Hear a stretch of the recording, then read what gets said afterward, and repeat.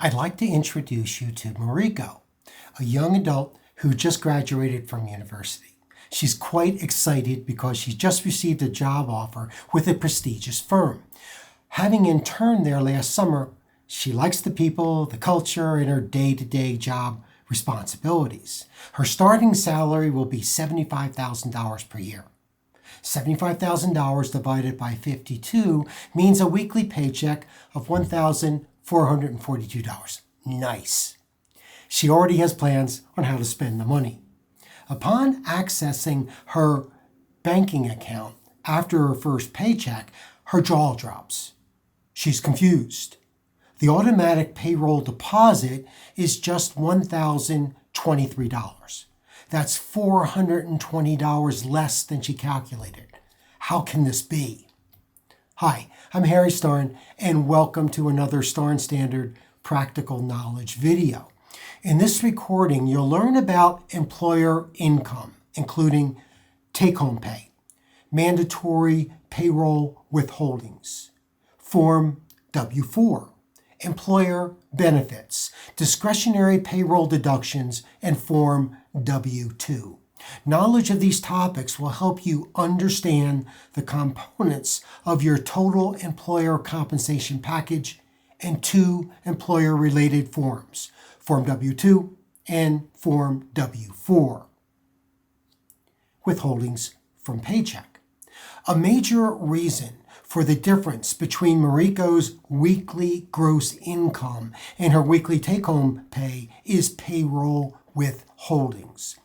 The graphic depicted here reveals the average take-home pay for employees across various states. As shown, the reduction in take-home pay averages about 29%. That's a lot, right? But it's not all bad news. A meaningful portion of that withholdings will come back to you and to Mariko in the form of future benefit. A portion of the withholdings from your paycheck each pay period is intended to fund Social Security and Medicare. These are referred to as FICA withholdings. Additionally, money will be withheld to pay estimated federal and state income taxes. The differences between her gross income and the take-home pay will widen further given employee elected deferrals. And I'll talk about this later in the presentation. FICA withholdings for employees equals 7.65% of each paycheck. As shown here, 6.2% of the employer's gross income up to that year's Social Security wage base is withheld each pay period to fund future Social Security monthly benefits. Additionally, the employee incurs a 1.45% payroll withholding tax on their actual earnings, not subject to some wage cap, which will fully fund Medicare Part A premiums. Note that higher paid employees may also be subject to an additional 0.9% withholdings on excess earnings over a threshold amount. The employer also contributes 7.65% towards your future benefit. That means that each payroll period, 15.3% of gross income is going towards your future financial well-being. Our federal and state income tax systems are pay-as-you-go. In other words, taxpayers are expected to make estimated tax payments during the calendar year. Failure to do that will result in a penalty once annual taxes are reported. Automatic payroll withholdings for federal and state income taxes accomplish this requirement for ongoing tax payments. But here's the situation. You don't exactly know your actual annual tax liability until you file. Your actual liability reflects your unique situation, including available deductions and tax credits, taxable income from a second job, and spousal income. So, how will the employer know how much to withhold from your paycheck? The answer? You tell them what you want to withhold. That's done by submitting Form W-4. W-4 is the employee's withholding certificate. When you complete the form, that's typically going to be before you start work or on the first day of employment. You provide the employer with information necessary to calculate the tax withholdings. Let's walk through this one-page form. Section 1 identifies the taxpayer, you. You're going to need to provide your name, address, social security number. Additionally, you're going to need to tell them how you're going to file taxes. Is it single? Married, filing jointly, head of household, etc. Section 2 only applies if the taxpayer has multiple jobs, a second job, a side business, or a working spouse. Section 3 applies when you're claiming dependent children and other dependents. Section 4 allows you to make additional adjustments to your withholdings for such items as income tax, tax credits, and the requests for them to hold back a certain specific amount of money, an additional amount of withholdings. Section 5 includes your signature and the date. Note that you only really need to fill out sections 1 and 5. Steps 2 through 4 are optional. If you only complete sections 1 and 5, then your tax withholding will be based on your employment gross income and filing status. Mariko's $75,000 salary is only part of her total employment compensation package. The Bureau of Labor Statistics reported that as of March 2025, the average employer cost for civilian workers equals $47.92 per hour. Of that amount, $32.92 goes towards wages and salary, while $15 goes towards the employee benefits. In respect to percentages, wage and salary represent 68.7% of the total compensation package, while employee benefits represent 31.3%.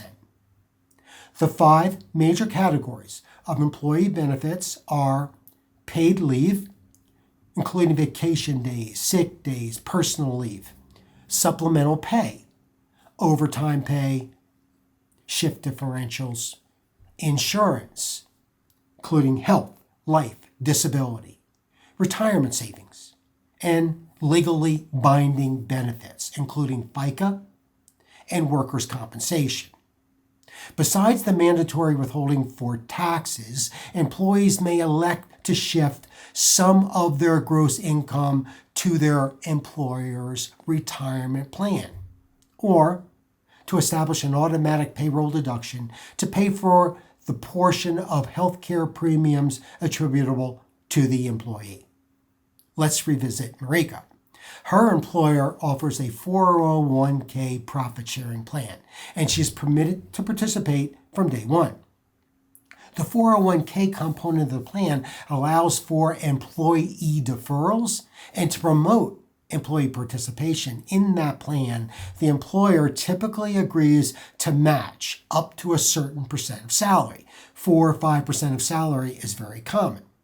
In this case, let's assume Mariko's employer will match dollar for dollar up to 5% of her salary if she makes the deferral. These are free dollars sitting on the table, which she wants to pick up. You never want to leave free money on the table. 5% of $75,000 is $3,750. Weekly deferrals amount to $72.12. Her weekly take-home pay is reduced from that $1,023 after these payroll deferrals to now $950.88. Her employer also offers a health insurance plan in which the employer funds 80% of the premium and the employee funds 20%. Mariko establishes an automatic payroll deduction to fund the portion of the healthcare premium that she's responsible for. That deduction further reduces her take-home pay. Of course, making these two decisions is in her best interest. However, her take-home pay drops. Form W-2 is the wage and tax statement. This form is completed by the employer at the end of the year, and it contains details regarding all wages paid to the employee and all taxes withheld. The employer typically creates several copies of Form W-2, providing the employee with 3 copies, one for federal income tax filing, one for the state income tax filing, and one for their personal records. They submit one to the Social Security Administration, and the employer retains one for their own records. Let's briefly examine each of the data sections on this form so that you understand what information is included. The left-hand side of the form, boxes A through F, answers the question, who's the employee and who is the employer? The right-hand side of the form offers a summary of taxable income, Social Security and Medicare withholdings, and other payroll information that needs to be accurately reported for federal and state income taxes. Boxes 1 and 2 report the employee's total taxable income for the year and the federal income tax withholdings. Boxes 3 and 4 show the total amount of wages subject to Social Security taxation. Remember, there's a cap there, a Social Security cap amount, and the amount of taxes withheld. Boxes 5 and 6 do the same for Medicare. Boxes 6 and 7 focus on tips subject to Social Security taxation reported by the employee and allocated by the employer to the employee. Box 10 reports dependent care programs that were paid by the employee. Box 11 reports non-qualified retirement plan distributions. Boxes labeled 12A through 12D provide for miscellaneous events.